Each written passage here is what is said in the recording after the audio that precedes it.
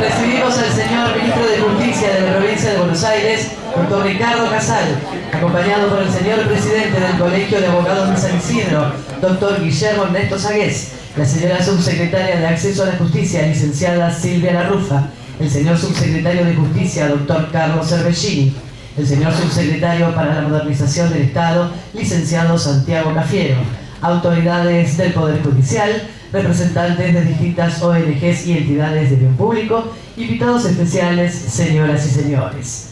Nos encontramos en la sede del Colegio de Abogados de San Isidro a fin de llevar a cabo la disertación Juicio por Jurados, Ley 14.543, a cargo del señor Ministro de Justicia. Seguidamente, escucharemos palabras del señor Presidente del Colegio de Abogados de San Isidro, doctor Guillermo Ernesto Sagués. Buenas tardes a todos.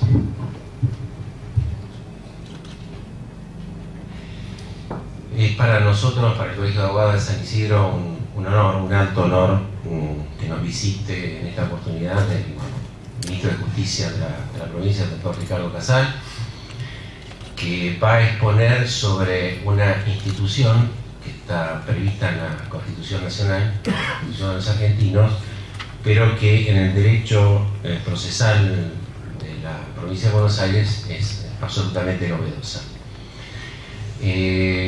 Yo no conozco el derecho penal, salvo circunstancialmente y muy particularmente, y mucho menos el procedimiento penal, pero sí sé lo que dice la Constitución.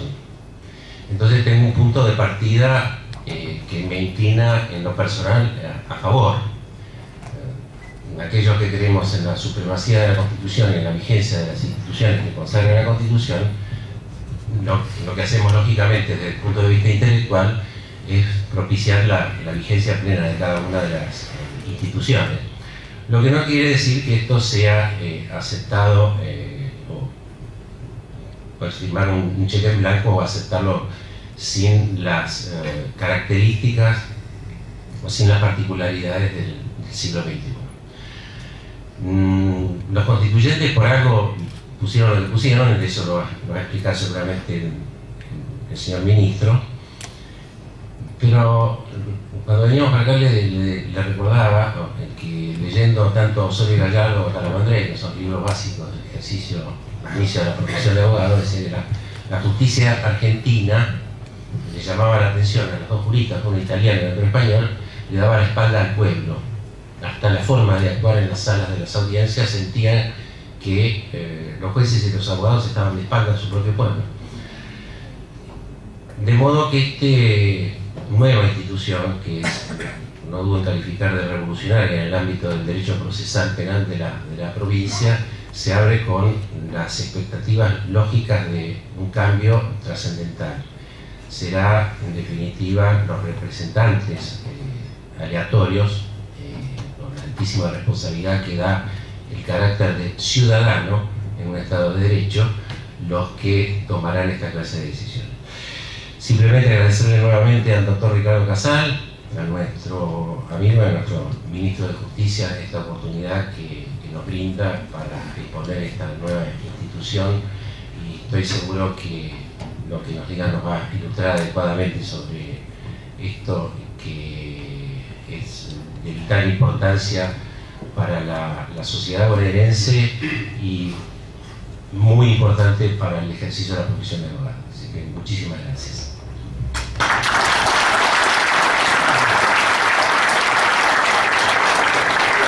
A continuación, la disertación Juicio por Jurados, a cargo del señor Ministro de Justicia, doctor Ricardo Casal. Bueno, muy buenas tardes.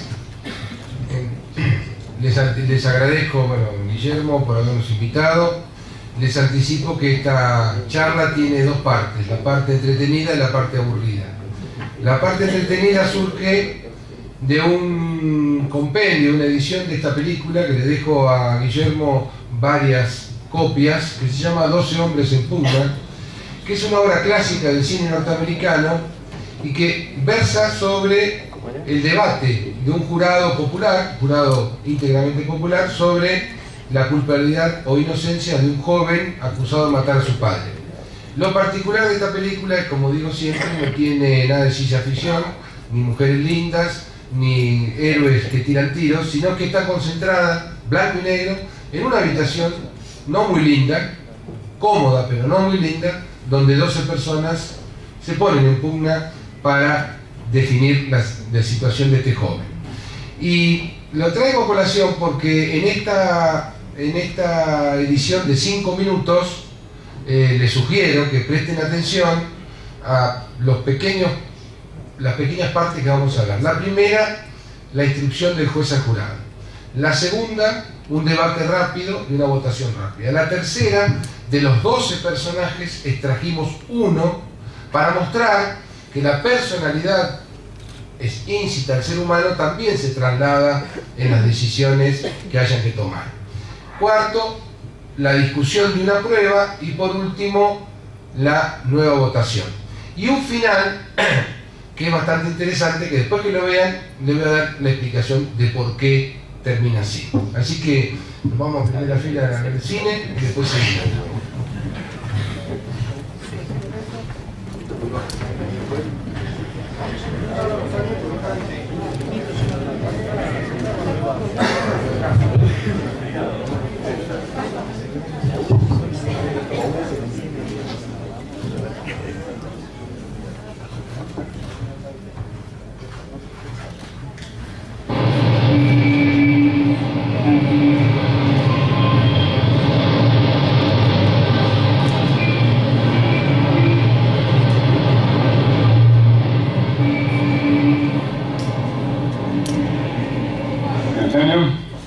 You've listened to a long and complex case, murder in the first degree. A premeditated murder is the most serious charge tried in our criminal courts. You've listened to the testimony.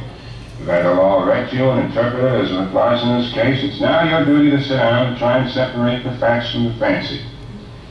One man is dead. Another man's life is at stake.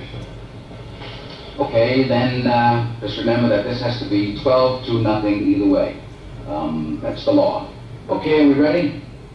All those voting guilty, please raise your hands.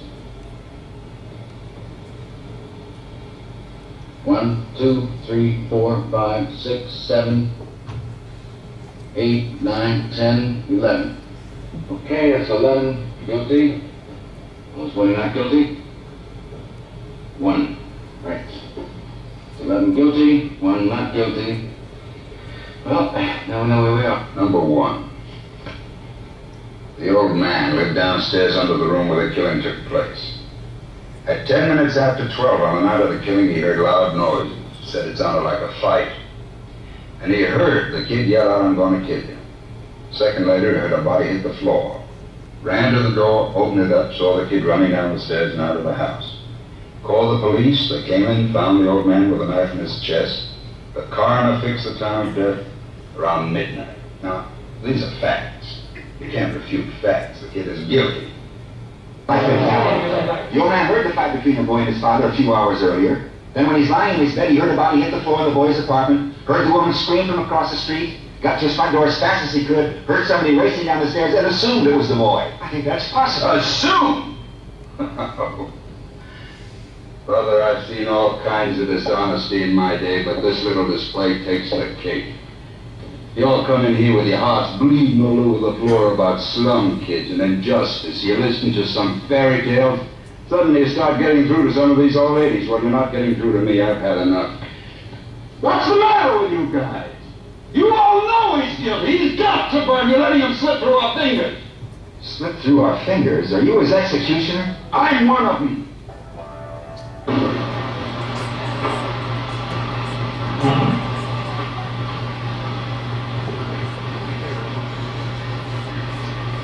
It's always difficult to keep personal prejudice out of a thing like this. So wherever you run into it, prejudice always obscures the truth. The woman who testified that she saw the killing had those same marks on the sides of her nose. Just give me a minute. Now they're finished. I don't know if anyone else knows that about her. I didn't think of it then, but I've been going over her face in my mind. She had those same marks She kept rubbing them in court. He's right. Now, she did do that a lot. Do you wear glasses when you go to bed? No, I don't. No one wears eyeglasses to bed. It's logical to assume that she wasn't wearing them when she was in bed. Tossing and turning, trying to fall asleep. How do you know? I don't know, I'm guessing. I'm also guessing that she probably didn't put her glasses on when she turned and looked casually out of the window. And she herself testified the killing took place just as she looked out. The lights went off a split second later. She couldn't have had time to put them on. There it is. And to be able to identify a person 60 feet away at night without glasses. You can't send someone off to die on evidence like that. You think he's guilty? I think he's guilty. You? No. I'm convinced. Not guilty. Well, I'd say that's the whole case.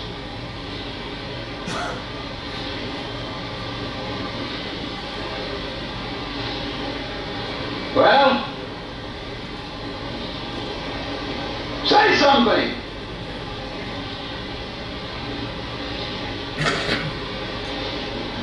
You lousy bunch of bleeding hearts.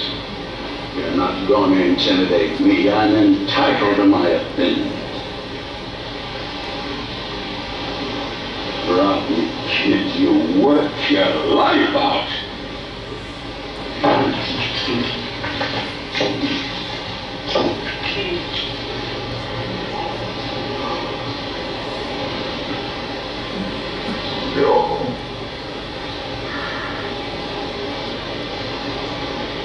Not guilty.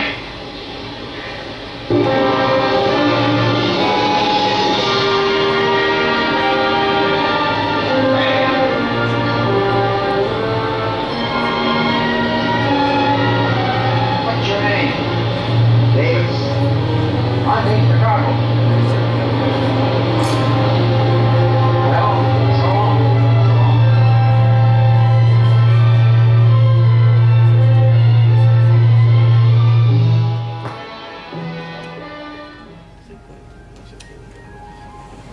Bueno, me quedo acá que es más cómodo, da menos importancia que eso. Habrán visto toda la secuencia, ¿no? El juez le dice al jurado: separen los hechos de la fantasía. Después, Henry Fonda, que fue el que más defendió la duda, no más que la inocencia de la duda, dice: es imposible que no se arrastren prejuicios cuando uno tiene una situación de esta naturaleza. Y el jurado, que tenía una diferencia brutal con un hijo que se sentía defraudado como padre, y buscó en la condena de ese joven condenar a su propio hijo. Los dos detalles finales me parece que son importantes. Uno, que muestra la autonomía del jurado cuando el hombre anciano que dio la teoría de los anteojos o de los lentes se acerca a Henry Fonda y le dice: ¿usted cómo se llama? Y se presentan, pero se presentan después que termina el juicio. Tuvieron días o horas debatiendo y sin embargo cada uno fue autónomo, inclusive hasta preservar su nombre. Y este es un detalle importante. Y la segunda, que es un regalo del director, que es que cuando comienza la película se ve la cámara como ojos de un ciudadano, la propia mirada de un ciudadano, de una justicia muy lejos y muy alta, un poco como apesadumbrada la imagen sobre el ciudadano que le cuesta llegar. Y el final es a la inversa. La cámara enfoca desde la columna la calle, pero desde una altura que significa que el ciudadano subió al mismo nivel de la justicia a partir que fue jurado en ese juicio. Un detalle interesante, un regalo, me parece, poético del director, pero que simplifica mucho esto que venimos siempre prodigando, que la justicia lejos no es justicia, que hay que acercar la justicia a la gente. Bueno, en definitiva, ahora viene la parte más aburrida, la mía. Cuando decidimos poner en agenda el tema juicio por jurados, nos hicimos tres preguntas. La primera, ¿por qué la vamos a poner en agenda? La segunda, ¿para qué? Y la tercera, ¿cómo la vamos a llevar adelante? El por qué me parece que es lo más profundo del debate, que hemos tenido, que viene desde 2008, fin 2007-2008, que asumió del inicio del gobierno, venimos monitoreando claramente una manifiesta distancia, una brecha muy grande entre la sociedad y la justicia. Cada encuesta semestral que se hace, o a veces trimestral, cuando a la ciudadanía se le pregunta quién es el responsable de la seguridad, lo primero que contestan es la justicia. Y sabemos que no es así, pero sin embargo la ciudadanía contesta. Y esta brecha, esta distancia enorme que percibimos entre el ciudadano y la justicia, tiene dos vertientes que la alimentan. La primera es la distancia geográfica, la distancia de no llegar el tribunal, el juzgado, la fiscalía, el defensor, los órganos jurisdiccionales cerca de donde vive la gente. Y la segunda es una distancia que hemos definido desde lo sociológico por falta de empatía. La primera es muy fácil de resolver porque es decisión política, inversión de recursos y poner en marcha todo el aparato para la designación de jueces, fiscales, defensores y todos los cargos, y cubrir el territorio que sea necesario para que la gente se sienta geográficamente más cerca. Y aquí hago un pequeño paréntesis, o mejor dicho, un agregado. A partir del año que viene, nosotros vamos a empezar a dar un debate nacional sobre la expansión y la cooperación entre sí de la justicia. Y cuando me refiero a expansión, nos referimos que tenemos que discutir la creación importante, en un criterio bien expansivo, de la justicia federal en todo el territorio del país, porque se advierte claramente que hay lugares donde hay muy poca justicia para mucha gente con necesidad de ese servicio. Y por el otro lado, buscar lo que es la cooperación de las justicias locales y federales. Y en este sentido vamos a dar debate durante todo el 2015 sobre la necesaria, lo voy a definir como lo tengo de título, después lo traduzco, pero desfederalización de los procesos y federalización de la política criminal, que se refiere nada más y nada menos a que los delitos, o varios de los delitos que hoy son de competencia federal, deban necesariamente ser intervenidos o perseguidos e investigados por las justicias locales. Cuando hablamos de un secuestro extorsivo, el impacto del secuestro extorsivo va primero sobre la víctima, segundo sobre los familiares, tercero sobre el barrio y cuarto en la comunidad toda. Y muy lejos queda el impacto en los intereses nacionales. Por lo tanto, vamos a dar ese debate juntamente con también trata y, por supuesto, narcotráfico. Así que vuelvo al tema del acercamiento. Dijimos que el acercamiento geográfico es una cuestión de decisión política, de inversión, de recursos y de puesta en marcha. La otra vertiente, que es la más difícil y que amerita que hayamos discutido el juicio por jurado, es la falta de empatía que advertimos entre la justicia y la ciudadanía. Y lo calificamos de empatía para encontrar una justificación sociológica, porque no tiene una explicación demasiado clara de por qué el ciudadano no tiene buen concepto de la justicia, cuando muy poco es el porcentaje de la totalidad de habitantes que tiene contacto directo con la justicia. La mayoría de los habitantes que tienen contacto con la justicia lo hacen a través de sus abogados, y son en el ámbito penal, el imputado y algunas veces las víctimas son los que mantienen el contacto con la justicia. Sin embargo, la opinión parece universal. Entonces, ¿por qué elegimos la empatía? Porque la empatía es nada más y nada menos que la posibilidad de ponerse en el lugar del otro ante determinadas circunstancias. Y en base a esa definición, la empatía requiere dos elementos que la sostengan. La primera, un esfuerzo cognitivo de uno de los actores, y la otra, un compromiso con la realidad que está en torno a la situación que se resuelve o que se trate. Caprichosamente podemos asignarle a la ciudadanía la necesidad del esfuerzo cognitivo y a la justicia más el compromiso con la realidad circundante al caso que se trate. Cuando decimos el esfuerzo cognitivo a la ciudadanía, nosotros venimos trabajando y hemos procurado dar herramientas idóneas para que el ciudadano esté más cerca de la justicia y comprenda más el funcionamiento. Flagrancia, el proyecto actual que está en discusión de la oralidad de las excarcelaciones, juicio por jurados, que es la integración del ciudadano a la administración de justicia. Pero evidentemente faltan más acciones contraculturales para que el ciudadano tenga dos visiones más modernas o más actualizadas de la cosa. La primera, que la justicia no trabaja entre gallos y medias noches, no trabaja de espaldas, como decía Guillermo recién, de la ciudadanía, no trabaja de acuerdo con los abogados, como es el vulgo lo dice, se arregló con el abogado, sino que los jueces, para ser jueces, no solo les cuesta mucho llegar, sino también, salvo casos excepcionales que son discutidos y están en la mayoría de ellos ante juicio político, gozan de una prioridad y de un enorme compromiso con el derecho. Pero también es cierto que paralelamente hemos visto, por ejemplo, 9 intentos de linchamiento hace unos meses. Comienza Rosario con la muerte de un joven en tentativa de hurto, imagínense, y después algunos episodios, inclusive en Capital Federal, relatado magistralmente por el actor Gerardo Romano. En todos esos casos, la ciudadanía dijo: mejor que lo agarremos nosotros y no la justicia, porque lo suelta enseguida. Lo que no sabían esos ciudadanos que asesinaron al chico de Rosario, que ese chico de Rosario iba a ser necesariamente excarcelado, porque la ley así lo dice.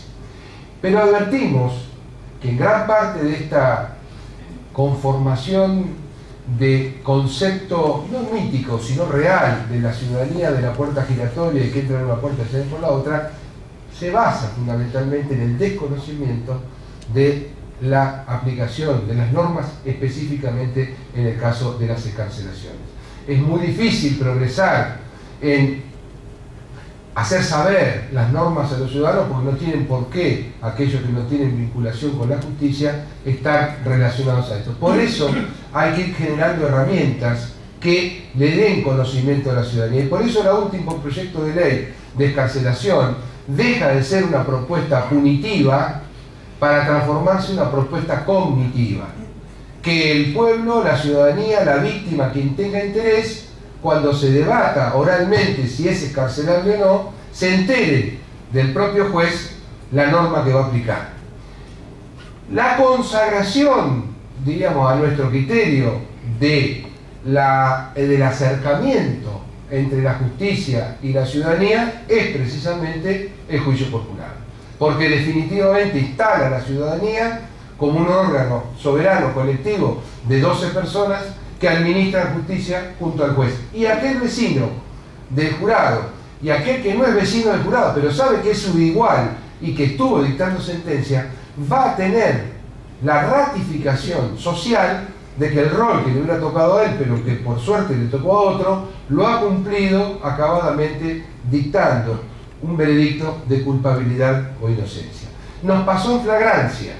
Cuando comienza flagrancia, en la experiencia de Mar del Plata, lo empezamos a trasladar, observamos en algunas audiencias filmadas que la víctima de una tentativa de robo en vía pública de una cartera, caso Mar del Plata, de una mujer de una inmobiliaria estaba entrando, que era la dueña de la inmobiliaria, y el joven le roba la cartera, por distintas circunstancias de la audiencia terminó en una absolución. Y la víctima quedó en principio un poco perpleja, pero luego, cuando se le pregunta en cámara qué opinaba, dijo: me hubiera gustado que lo hubieran condenado, pero reconozco que el abogado defensor lo planteó de tal modo, pues se había desapoderado de la cartera, de los elementos, que no era fácil probar que él efectivamente fue el autor, pero me voy conforme porque por lo menos vi la transparencia del proceso. Y esto es lo que va a generar en la sociedad a medida que se vayan celebrando los juicios por jurado y el jurado ciudadano popular vaya dictando sus veredictos. La otra cuestión es el para qué. Y el para qué está ligado a nuestra historia patria, de nuestra formación primigenia de lo que fue nuestra patria, que está relacionada con la soberanía. Si ustedes se fijan, y ahora vamos a hacer un poquito de historia, un poquito pesada pero bastante rápida, de la historia del juicio por jurado, en nuestra patria los primeros patriotas anteponían la cuestión soberana como una cuestión de un blindaje territorial hacia la colonia o hacia los recientemente independizados, hacia cualquier otra tentativa de ocupación realista o imperial. Y nuestra Constitución nos da a nosotros, en 3 artículos solamente, un derecho soberano, que es el derecho al voto, el derecho a la iniciativa popular y el derecho a votar una consulta popular. El cuarto derecho soberano ciudadano sería este: poder ser parte de la administración de justicia y resolver en casos graves la absolución o la culpabilidad de una persona, o sea, administrar conjuntamente con la justicia nada más y nada menos que uno de los poderes más importantes de la República, que es el Poder Judicial. Esta fue la idea por la cual, además de la primera parte que le hablaba de nuestro diagnóstico no muy optimista sobre el distanciamiento de la justicia y la ciudadanía, pero esta fue realmente la mirada más romántica, podríamos decir, de poder asignarle un valor ciudadano soberano a cada jurado que se presente. En la otra pata de la empatía es el compromiso no solo con el derecho y con la ley, sino también con las circunstancias aledañas o en torno al caso que se resuelve. ¿Y por qué se lo asignamos caprichosamente a la justicia? Porque coincide justamente con el compromiso que tiene el juez al dictar una sentencia, que está mucho más allá del compromiso del derecho, sino también atender las circunstancias que entornan al caso. Hay muchos ejemplos que han sido contrarios, pero voy a citar uno solo, por escandaloso. En Balcarce, en el año 2012, enero de 2012, febrero, asesinan a una jovencita llamada Melina Briz, asesinada presuntamente por su novio, y la encontraron en una alcantarilla, cruelmente asesinada a puñaladas y tapada con cal de bolsa de corralón. La policía rápidamente, a través de testimonios, procura encontrar a su pareja, la encuentra en el auto, una factura de corralón que decía una bolsa de cal y ropa del imputado ensangrentada, que las pericias dijeron que era de la víctima. Circunstancia por la cual queda en prisión preventiva y luego de procesos recursivos bien estructurados por la defensa, la Cámara Segunda de Mar del Plata decide nulificar todo lo actuado. Hasta ahí diríamos que es normal, cotidiano y posible dentro del proceso. Pero la Cámara no se contentó con eso. Y cuando nulifica la orden de detención, la indagatoria, las pericias, hace un párrafo especial nulificando el certificado de defunción de Melina Briz. Un certificado expedido por autoridad competente, el instrumento público, no reargudido de falso en ningún momento, pero alcanza el certificado. ¿Y qué provocó?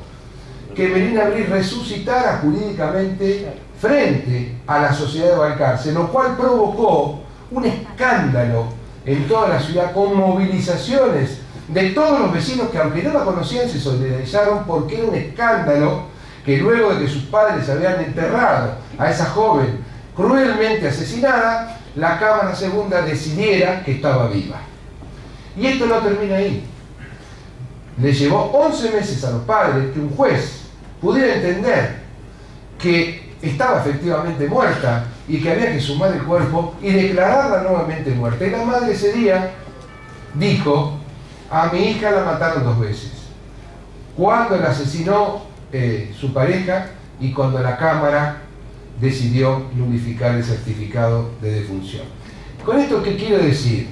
¿Qué necesidad había en ese resolutorio de que la nulidad alcanzara por fuera del compromiso jurídico que tenían los jueces que iban a dictar las sentencias, nulificando la partida de defunción, que era un instrumento público no atacado y que solamente refería la verdad de lo que había sucedido? Una chica muerta enterrada en el cementerio de Balcarce.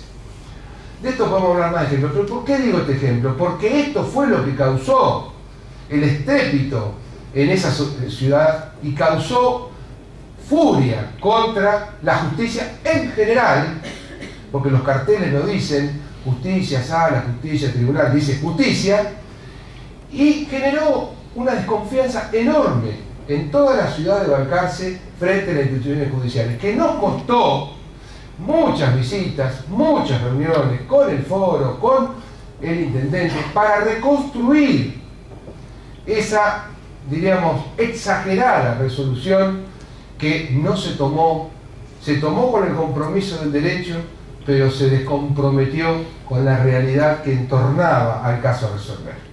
Por eso decidimos calificar a la separación entre el ciudadano y la justicia como una separación por falta de empatía, que necesariamente la tenemos que retrotraer a estándares de convivencia satisfactorios para todos.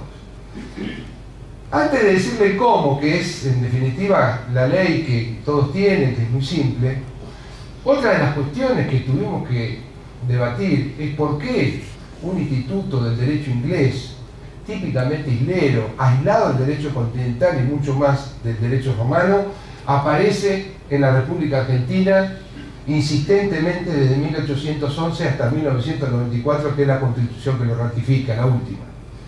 Y la teoría que puedo arriesgar, en base a lo que hemos analizado y documentos históricos, es que los patriotas comprendieron y entendieron rápidamente que la Revolución de mayo de 1810, la Asamblea de 1813 y el 9 de julio de 1816, el Acta de la Independencia, no eran actos suficientemente fuertes para limitar, frenar o cambiar o revolucionar, que seguimos en la misma sintonía, institutos que funcionaban normalmente desde la colonia y que iban a seguir por arrastre funcionando: el comercio, la educación y la justicia. Saquemos comercio y educación, que es otro tema. Entonces, los patriotas, en cada ocasión que tenían, ponían el juicio por jurado.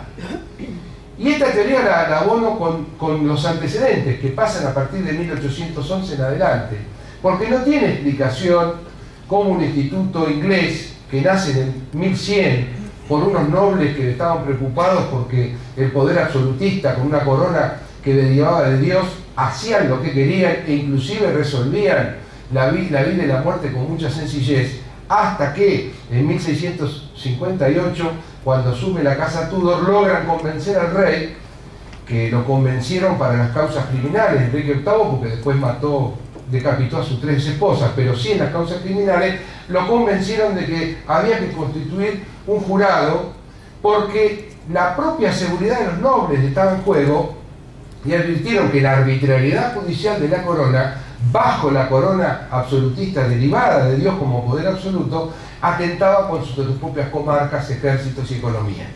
Y así se consolida el juicio por jurado. Pero en Inglaterra, en el derecho continental, no hay ningún antecedente que podamos citar que tenga algún atisbo de juicio por jurado. Hay uno solo, pero que es más parecido a lo de mi querido amigo Mario Cohen, que es la casación.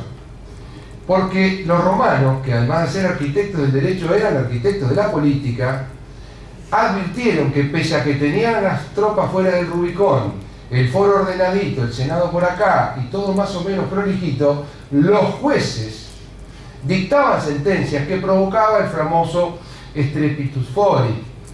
Y entonces el foro se conmovía porque un juez era arbitrario y se generaba una cierta inquietud popular que los romanos no la querían tener. Entonces inventaron el instituto de la provocatio ad populum, que es un instituto que tiene el significado que en latín lo dice, la provocación al pueblo. Entonces cuando los romanos veían que había una provocación al pueblo por un magistrado, se corrían, citaban a algunos ciudadanos y les decían: casen la sentencia y revísenla. Pero ni se parece al juicio por jurado en absoluto. Entonces, La única conclusión que puedo sacar es la que dije, que los patriotas, tratando de que la puerta a medio cerrar de la independencia deja pasar naturalmente y por inercia las instituciones coloniales y los jueces de la colonia con la ley de India, etcétera, etcétera, aseguraron en todos lados el juicio por jurado como válvula de escape ante la arbitrariedad que también planteaban los ingleses cuando discutieron el juicio por jurado. Esa es la única explicación. Pero para abonarla, y tengo el papelito, no vale la pena memorizarla, es enorme la cantidad de intervenciones que tuvieron desde 1811 hasta 1853 distintos actores de la historia de la patria imponiendo el juicio por jurado. Más allá de que en 1811 aparece por primera vez en la Constitución de Venezuela, en 1811 se dicta el decreto por los delitos de imprenta y crea por delitos de imprenta el juicio por jurado. En 1812 se hace la compilación preparatoria del temario de la Asamblea del 13 y en un capítulo específico se reglamenta el juicio por jurados. En 1819 se dicta la Constitución Unitaria, que también tiene juicio por jurado.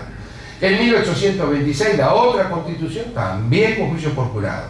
En 1825 se crea en la provincia de Buenos Aires el juicio por jurado por abigeato. O sea, donde había un lugarcito y le dejaban un espacio, lo ponían para avisarle a aquellos jueces que venían arrastrados del derecho colonial o real o imperial, que había una gente dispuesta a sentarse al costado y también evaluar los casos. Y por último, en 1829, en la provincia de Buenos Aires se dictó el Plan General de Ordenamiento Judicial, donde llevó con prioridad el juicio por jurado.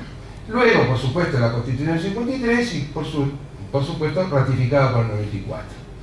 Nuestra mirada actual no es la misma mirada que tuvieron los patriotas. Nuestra mirada actual es la que dije al comienzo: tratar de acercar a la ciudadanía y una herramienta idónea que permita participar en la ciudadanía, sin dudas, solo por su sola aplicación, da comienzo a ese acercamiento.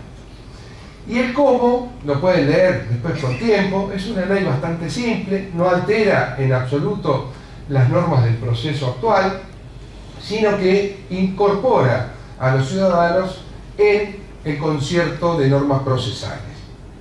Y está claro que la gran discusión que hay, y está todavía en el derecho continental europeo, es si el jurado debe ser plenamente popular o escabinado. Córdoba tiene jurado escabinado, Neuquén no, España, Francia, Italia, Alemania y Holanda tienen escabinado, y acá decidimos por el popular. ¿Y por qué lo decidimos? Porque estábamos jugados a una propuesta prácticamente, diríamos, más que novedosa, audaz, de incorporar a la ciudadanía a la justicia. Y si en el medio le cambiamos el sentido de la soberanía popular para poner el voto calificado de los abogados, me parece, con respecto a los cordobeses, que no tengo nada que decir, y a los que lo utilizan en Europa, que es como un engaño a pichanga, porque sustituimos jueces por jueces que no son, que son abogados y no jueces, porque en definitiva hoy un abogado de la matrícula subroga en un juzgado federal y es juez, y mañana termina y sigue siendo abogado. Por lo tanto, poner en un jurado abogados que son iguales a los jueces era prácticamente hacer lo mismo. Y lo peor, que lo evaluamos como negativo, que los 2 o 3 o los 4 ciudadanos que pudieran seguir integrando tienen que adherir o no al voto calificado de los abogados. Por lo tanto, prácticamente era más relleno que sentido estricto de soberanía popular en la administración de justicia. Esa es una cuestión. La segunda cuestión que se debatió, y por eso nosotros, los abogados, no podemos ser jurados, lo mismo que procuradores o escribanos, ni tampoco funcionarios políticos electos, ni funcionarios públicos superiores a director provincial, mucho menos los titulares de cultos y mucho menos los que estén condenados por delitos en la provincia de Buenos Aires. Y mayores de 75 y menores de 21 que ya están incluidos ad initio con la sanción de la ley y se separaron del primer padrón sorteado por la lotería. Pero la otra cuestión era la del imputado. Nosotros esta ley la construimos con la colaboración de todos, bajo la idea matriz de nuestra cartera, y convocamos a ONG, a INESIC, a la Asociación Argentina de Juicio por Jurado, a la Asociación Argentina de Profesores de Derecho Penal, Derecho Procesal Penal, al Colegio de Abogados. Bueno, todos participaron de esta discusión. Y el único tema que fue de muchísima discusión, con niveles de tensión alta, fue la sustitución del proceso oral actual por íntegramente juicio por jurado. Y ahí, con margen de error y asumiendo la responsabilidad que me corresponde, la decisión que hemos tomado fue mantener el criterio de la doble posibilidad. Entonces, el imputado podrá renunciar al juicio por jurado y continuar el juicio oral convencional. ¿Por qué hicimos esto? Porque entendimos que la sustitución del juicio por juicio podría implicar una pérdida de garantías en el imputado sometido a juicio, más allá de que la ley se aplique a partir de cometido el hecho.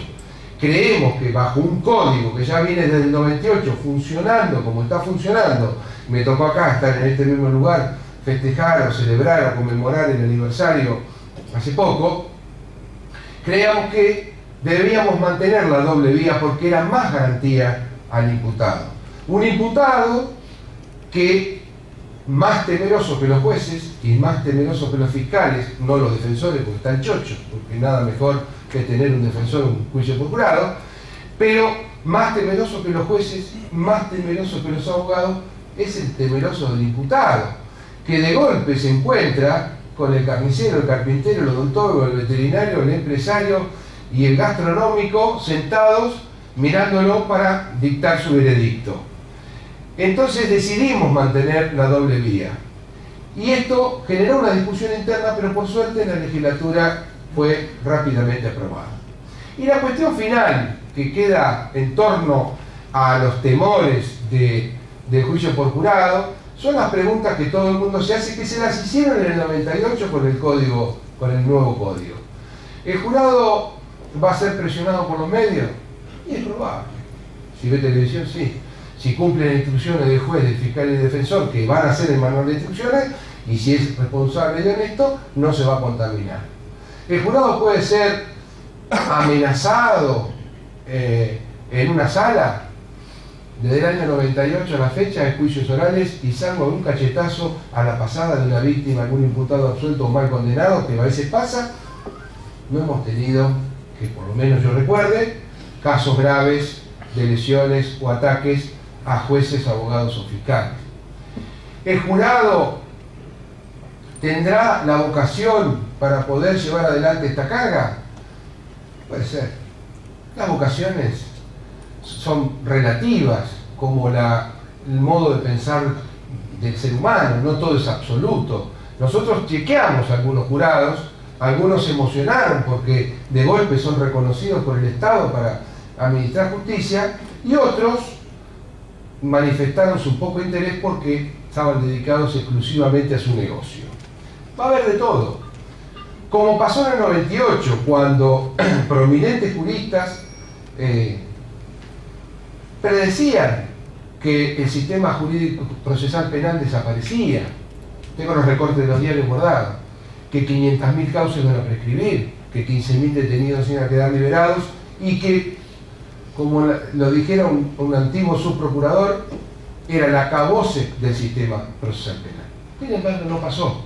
Funcionó, y la verdad, tenemos la suerte de tener un proceso penal modelo que en algunas provincias, y aún todavía en la capital federal, no lo han discutido. Yo estuve en Salta el día martes y hace muy poquitos años empezó el proceso acusatorio. Y rinden homenaje diariamente al nuevo proceso porque le ha cambiado la vida en la administración de justicia. Por lo tanto, en este instituto va a pasar exactamente lo mismo. Va a haber temores, va a haber dudas, va a haber incertidumbre, pero nunca va a haber inseguridad jurídica porque estamos seguros que esta ley puesta en marcha y en vigencia, a poco tiempo ya hay los primeros 2 o 3 juicios, creo que en menos de 2 meses se van a celebrar, vamos a tener este nuevo instituto que integra, como dije, definitivamente a la ciudadanía con la justicia. ¿Qué sirve para fortalecer la democracia? Por supuesto que sirve, porque ciudadanos libres, elegidos desde el padrón electoral, concurren a una carga pública. ¿Que sirve a fortalecer el Estado de Derecho? Por supuesto que también sirve porque consolidamos un nuevo instituto de derecho en nuestro sistema jurídico. ¿Que sirve para la República? Por supuesto, porque es un cachito más de República que vamos a hacer cada vez que haya un juicio. Pero para lo que más sirve, en definitiva, es para que el ciudadano soberano integre a la administración de justicia, cumpla con su deber de administrar justicia conjuntamente con los jueces y dé respuesta a nosotros, los vecinos que vamos a estar mirando, que la justicia sigue en pie y la justicia con este instituto va sin duda a mejorar sustantivamente su vínculo con la ciudadanía, que es en definitiva lo que procuramos y buscamos desde hace muchos años y anhelamos sin duda, como todos ustedes, poder lograrlo. Así que esta es en definitiva la misión que tiene la ley de juicio por jurado, la esperanza que agregamos todos y sin duda el desafío que van a tener no solo los jurados, sino también los jueces, de poder compartir un poquitito el poder de decidir con aquellos ciudadanos de a pie que van a estar al costado mirando atentamente los hechos que se discuten y, como dijo el juez americano, separando las fantasías de la realidad. Así que tenemos esperanza, abrigamos esperanza y propagamos en todos lados que nuestra esperanza está ligada a mejorar sin duda la relación de la justicia con la ciudadanía y de la ciudadanía con la justicia, que es el bien común que más perseguimos. Muchas gracias y ojalá que tengamos suerte.